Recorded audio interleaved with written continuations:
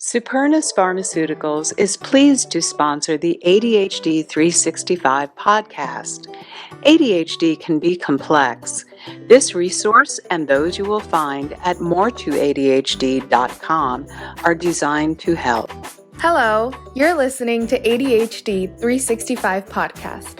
I'm your host, Alondra Perez. Today's guest is Pat Hudak. Thank you for having me. I am Pat Hudak, as Alondra mentioned. I am a parent of two young men who are both have had an ADHD diagnosis. I also am a certified ADHD executive function coach. I've been doing that for about 20 years in the Northern Virginia area. I'm thrilled to be on the National Board of Directors. I was able to have the opportunity to chair the Northern Virginia DC chapter of CHAD, and I just cannot say enough good things about how much CHAD helps the community. And we appreciate you being here today with us. To start off, what is mindful parenting and why it's important now for families who have children with ADHD? Mindful parenting is a way of communicating with your children in a way that creates a meaningful, thoughtful, positive relationship. We as parents are being open with our children about what some of our fears are, as well as acknowledging and giving them the space to talk about what their fears are. And if you just look at the clinical definition of mindful parenting, it really has three components. One is listening. And as we know, listening is a key part of communication, and listening with full attention. It is so easy for us as one of our children comes in to talk to us. If we're on the phone, whether we're speaking or texting, we might be listening to them with just a half ear. Or if we're not doing that, we might be thinking about work or thinking about what we need to get at the grocery store. So it's very important when you're trying to build that mindful relationship that you're able to pause and listen with full attention. The second component is cultivating emotional awareness and self-regulation.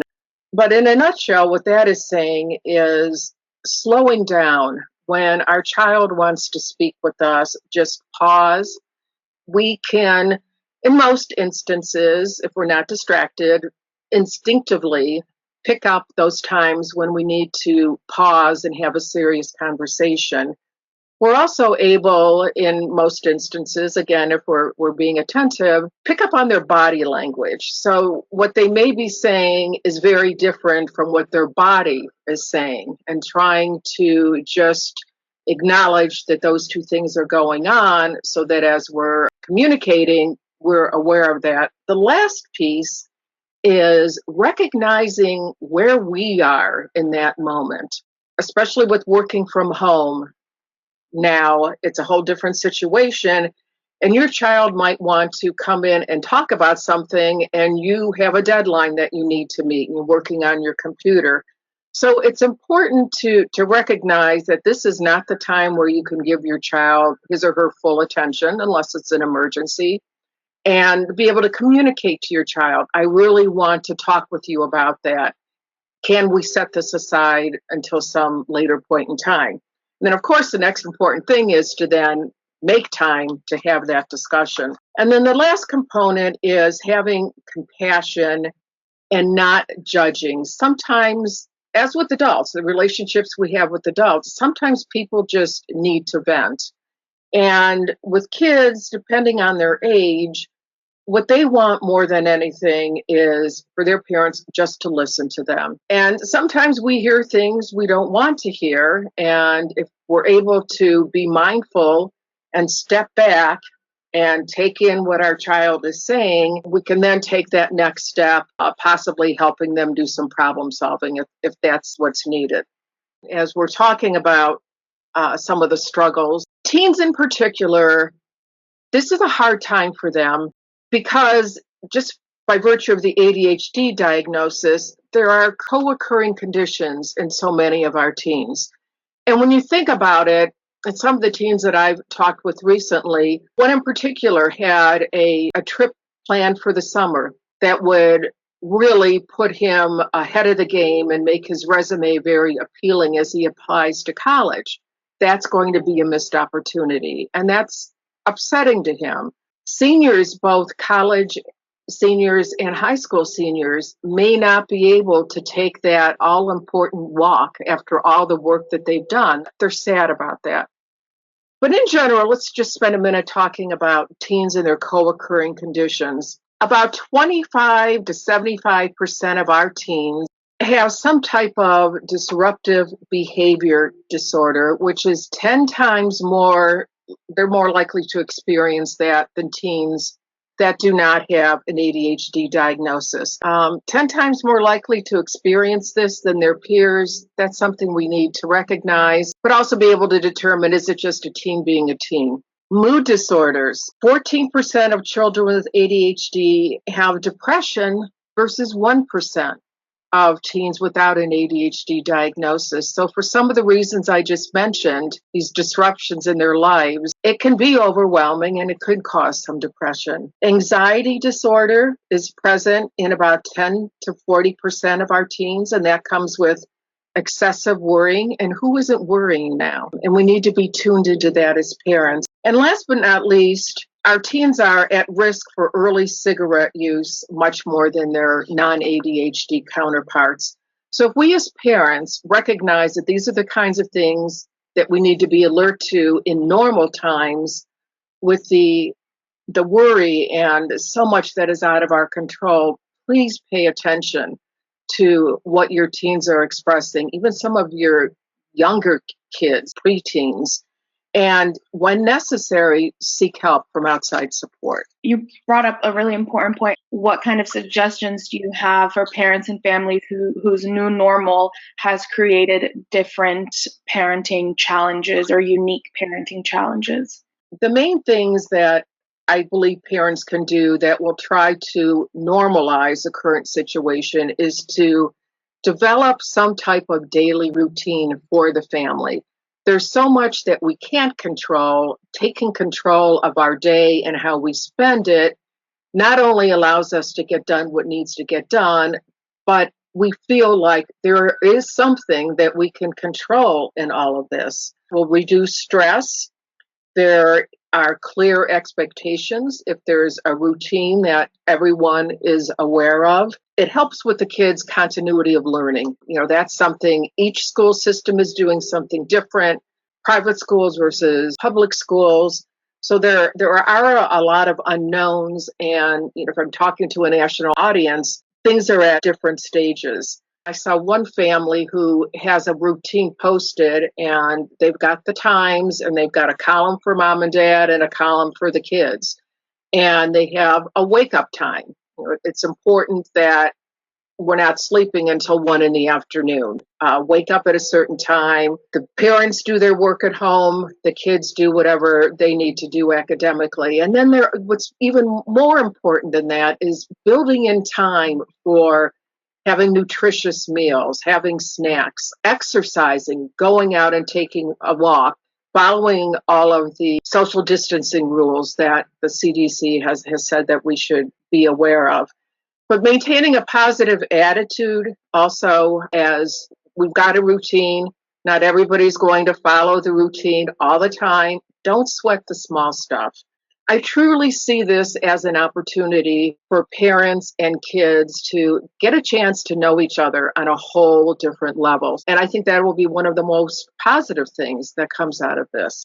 I was wondering if you could talk a little bit more about mindful listening and the impact it can have on maintaining those positive relationships within the family. Well, when we talk about mindful listening, it is an important part of mindful communication. It's also a key component to any relationship that we have as employees, listening to our bosses, listening to our coworkers. We can always do better. It's so easy to, if we're distracted, to tune people out. We should speak while others listen, and we should listen while others speak. That doesn't always happen. One thing that parents can do, or we all can do, to improve our listening skills, go through this process that I'll call STOP, S-T-O-P, where we stop what we're doing, S, take a few breaths, T, Observe what's going on, O, and then proceed with intention, choosing what would be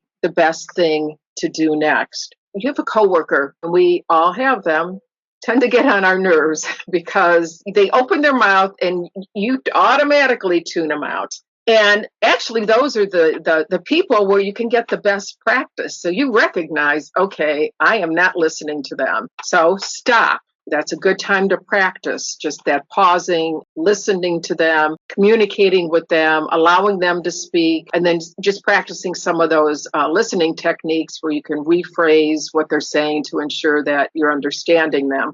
And that's really the same skills that we use with our children, being mindful, being present in the moment, listening to what they're saying and understanding what they're saying. Things that we can do to help with that comprehension is maintaining eye contact, nodding, smiling when appropriate, encouraging them to express their thoughts. I hear what you're saying. Tell me a little bit more about that. And paraphrasing. If you're not quite sure what they're saying, ask the question, I'm hearing this, but I'm not sure if I'm hearing you correctly. What am I missing if I'm missing something? So those are some very, very key things when it comes to listening. The other part of listening, and I'm going to just digress a little bit, the concept of mindset, and many people have heard of this. Dr. Carol Dweck has written a book on mindset, fixed mindset versus growth mindset, which really means the way we look at the world, the way the world looks at us. If we have a fixed mindset, we feel as if we have certain traits that we can't change, versus a growth mindset where we believe that we can make changes, that we can learn from experience, learn from our mistakes. So as we're listening to our kids, doing this mindful listening, and we're sharing, they're sharing with us something that may not have gone quite right, that is a perfect opportunity for us as parents to display a growth mindset and say, I'm sorry that you didn't do well on that test. I know how hard you prepared for it.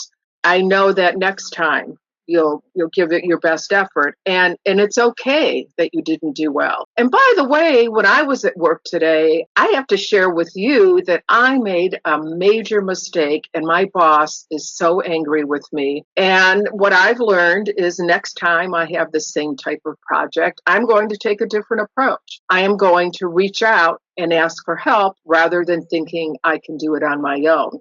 So the lesson there is we are modeling a growth mindset. We are modeling a way that our children can approach problems. We're making ourselves a little bit vulnerable. Kids need to know that we're not perfect, but we're also setting the stage so that next time our child doesn't do quite as well on a test, perhaps it's the way he or she was studying. There are all kinds of options that we can talk about, but you're opening the door to a conversation, because if you listen to your child and you've shared with your child that, hey, I have the same experience as you, and it's okay. You can figure this out. It's important that we take care of ourselves while we're taking care of our kids. Self-care has to be a part of either the routine that is established, or just a time that may not be a part of the routine, but that the parents consciously make an effort to take care of themselves. Whatever it is that you enjoy, just playing that as a way of just kind of getting yourself away from the day,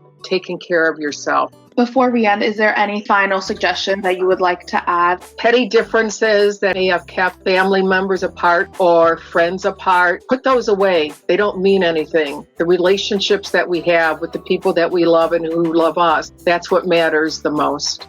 Thank you, Pat. Thank you, Alondra. It's my pleasure. As you've just learned in this podcast, mindful parenting may offer many positive results for the child with ADHD.